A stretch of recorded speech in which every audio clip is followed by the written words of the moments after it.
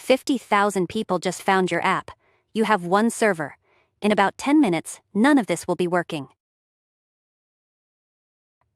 Rewind to launch day 1, server 1 database, 40 users, and this setup is genuinely perfect. Don't let anyone shame you for it. Then it works too well. Every new user costs a little CPU. Requests that took 50 milliseconds now take 2 full seconds. And then, the cliff requests don't slow down politely. They start dying. Your launch night becomes an apology tweet. The first move everyone makes: buy a bigger machine, double the CPU, double the memory, scaling up, and it buys you months. But watch the pattern. Each upgrade costs double and buys less, and this road has an actual end one day. There is no bigger machine. Worse, it's still one machine, one power supply between your entire business and a blank screen. So here's the idea. This whole course stands on: stop building a bigger hero. Build a team, ordinary machines sharing the work. That's horizontal scaling, and it never runs out of road. But it hands you a new puzzle. 3 servers, 1 request. Who decides where it goes? You paid for 3 servers. 1 is on fire, 2 are asleep. Congratulations. You've tripled your bill, not your capacity. This is the dirty secret of adding servers. Users don't spread themselves out. Traffic piles onto whatever address it knows. Enter the load balancer. It stands at the front door, catches every request, and answers one question millions of times a day. Who takes this one? Its simplest answer is round robin. You, then you, then you. Like dealing cards, dumb, fair, and surprisingly effective. The smarter answer watches the room. 1 server stuck on a heavy job. Fine. New traffic flows to whoever's least busy right now. And every few seconds, the balancer takes attendance. A tiny ping to each server, still alive, still fast. So when a server dies, and one always dies, the balancer just stops calling on it. Within seconds, your users never see a thing. When it recovers and passes its checks, it slips back into rotation. No ceremony, no downtime. The system heals while you sleep. Traffic, balanced, servers, replaceable. But look behind them. The database is answering the same question 1,000 times a second. That's next. Right now, your database is answering the same question 1,000 times a second. Same question, same answer, full price, every time. Here's how it happens. 1 profile goes viral. 1 million fans pile in. And every single visit runs the same lookup from 0. The cruel part, it's not just that page that suffers. Checkouts and logins get stuck in line behind a question you've already answered. The fix costs almost nothing. Stop asking twice. Put a cache in front, a small, vicious little memory box that remembers recent answers. The first request misses. Fine. It asks the database once and drops a copy of the answer in the cache on its way out. Every request after that, a hit, under a millisecond, straight from memory. 1 million reads, and the database worked once. Cached answers carry an expiry date, a time to live. When it runs out, the entry dies, and the next reader fetches it fresh. Self-cleaning. Now the famous trap. The user changes their name. The database knows. The cache doesn't, and keeps serving the old name, confidently, to everyone. That's stale data, and it's why every update must also wipe its cache entry. 1 line of code. Whole careers have been spent forgetting it. This is cache invalidation. 3 a.m. Your phone lights up. The database is gone, and with it, every user, every order, every login you have. Everything we've built so far, balanced servers, a fast cache, all of it leans on 1 database, 1 disk, 1 point of failure. Replication is the insurance policy. Live copies. One database stays the boss, the primary. The others shadow its every move. Every write hits the primary first, then streams out to each replica within seconds. 3 disks, 1 truth. And those copies aren't just sitting there for emergencies. Reads can go to any of them. Your one overloaded database just became 3. Now the 3 a.m. crash, for real this time. The primary dies. For a few seconds, nothing can write.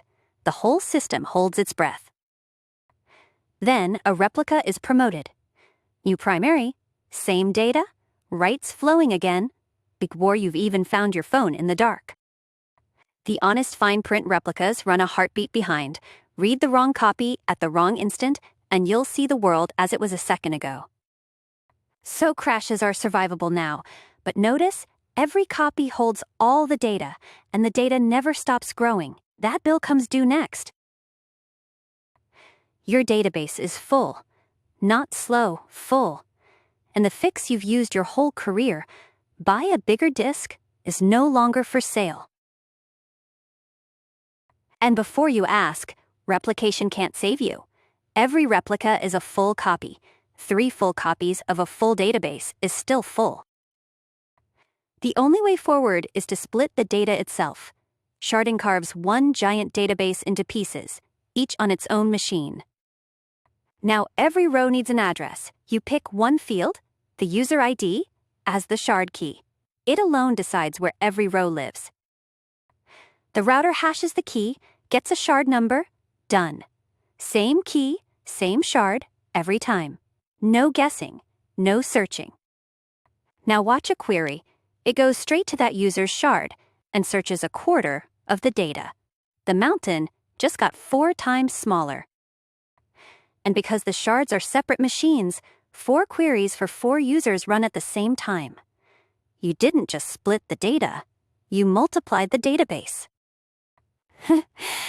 The tax. Any question that spans users must visit every shard and stitch the answers together. Choose your shard key like it's permanent. It basically is. One more thing. Watch what happens when we add a 5th shard. Almost everything you just stored is about to move. You added 1 server, and 80% of your data just packed up and moved. Something in the math betrayed you. The traitor is this innocent formula. Hash the key, divide by the number of servers, keep the remainder with 4 servers, flawless. Change 4 to 5, and every remainder in the system changes with it. Millions of keys compute new homes on the busiest night of your year. Consistent hashing kills the formula entirely. Instead, bend the whole range of hash values into a circle, a ring. Servers get hashed onto that ring too. 5 servers, 5 fixed landmarks around the circle. They don't move when the count changes. And here's the whole algorithm. A key lands on the ring, walks clockwise, and belongs to the first server it bumps into. That's it. That's the trick. Now add that 5th or 6th server. It lands at one spot and inherits only the little arc behind it. Every other key on the ring doesn't even notice. Lose a server? Same story in reverse. Its keys slide to the next neighbor and nobody else moves. 80% chaos down to one small slice. Last refinement. Each server appears at many points on the ring.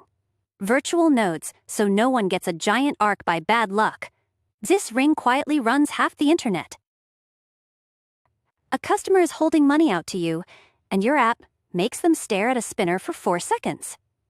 Because it's busy writing an email. Look at the chain. Charge the card. Save the order. Send the receipt. Respond. The customer waits for every single link.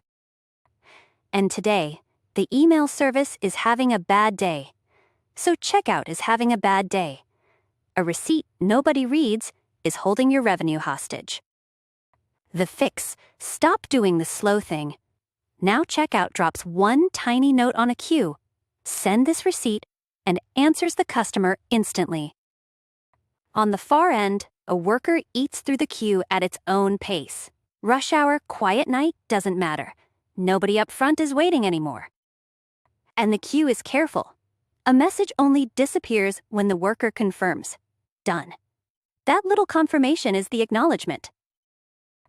Which means a worker can die mid-job, and the message just steps back in line. Another worker picks it up. Nothing is lost. Nobody noticed. And the one message that fails every single time. After a few tries, it's set aside in the dead letter queue. A little quarantine for a human to inspect. This is the pattern under every instant feeling app. Do the essential thing now, queue the rest. The spinner disappears, the emails still arrive. A tiny service, 3 layers deep, one you forgot exists. Just got slow. In 20 minutes, it will take your whole site down. Here's the murder weapon. The weapon is waiting. A slow service doesn't refuse requests, it holds them. Every call into it just hangs there, tying up the caller. And callers have limited patience. Literally, their threads fill with waiting. Then, their callers fill. The slowness climbs the chain like a rope of dominoes. The defense is stolen from your fuse box, a circuit breaker on the wire. It does nothing but watch and count failures. Cross the threshold. Too many failures, too fast, and it trips. The wire is cut, on purpose. Now calls fail in a millisecond instead of hanging for 30 seconds. The app serves a fallback and stays standing. Failing fast is the whole defense. Then, patience. After a cooldown, the breaker cracks half open and sends one scout through, one request, carrying all the risk. Scout comes back healthy. Reconnect. Resume. Forget it happened. Scout dies. Stay cut and wait longer. The system recovers itself. No 3 a.m. phone call. And at the very front door, the same philosophy faces outward, a rate limiter saying no to excess traffic before it gets in. Protecting a system means knowing when to refuse. Your servers live in Virginia. Your newest superfan lives in Tokyo. Every image she loads crosses the Pacific. Twice. You can't fix that with code. This enemy isn't a bug. It's physics. Light itself needs time to cross an ocean. And your data can't go faster than light. And Tokyo isn't alone. Sydney, Paris, Sao Paulo, everyone far from Virginia pays the distance tax. And your one origin serves them all. So stop making the world travel. A content delivery network plants small servers in hundreds of cities, an outpost near everyone. Your images, your scripts, your video, everything that's the same for every user gets copied out to those outposts ahead of time. Now Tokyo asks Kokyo, 20 milliseconds around the corner instead of a round trip across the planet. The page doesn't load, it appears. And each outpost is self-stalking. Missing a file, it fetches it from Virginia once, keeps a copy, and serves the next 1,000 neighbors itself. Which means the CDN is secretly armored too. Most of the planet's traffic, including the malicious kind, dies at the edge and never touches your origin. Distance, defeated. And that was the last missing piece. Next, we snap all 9 of them together and follow one request through the whole machine. 9 ways to break, 9 fixes, time to snap them all together and ride one single request through the whole machine. A user in Tokyo taps your app. The nearest edge answers first, images and scripts served from around the corner. The real request flies to the load balancer, which glances across its servers and deals it to the best one. No heroes, a team. The server checks the cache first, and most of the time, the answer is already sitting there, 1 millisecond away.